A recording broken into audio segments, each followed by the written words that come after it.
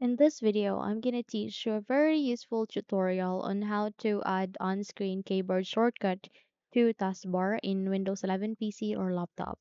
So without any further ado, let's begin. First things first, we need to create a shortcut for on-screen keyboard. So how we can do so?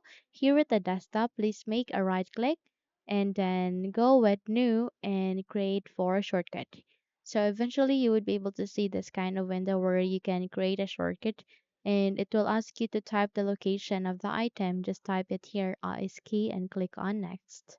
So once you have done typing it and once you have clicked on next, it will ask you to rename the shortcut.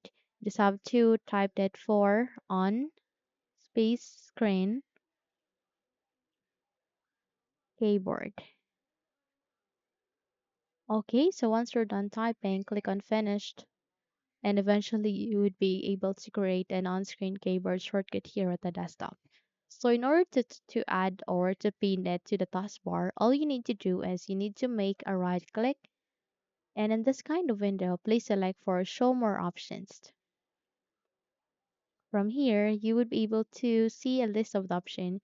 All you need to do is you need to locate for this option which is pin to taskbar, which is next to scan with Microsoft Defender. So click on it and eventually you would be able to add a on-screen keyboard here in the taskbar. So if you would tap on it, here you would can able to use it.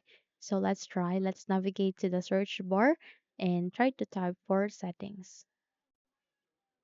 So you can see that working usable.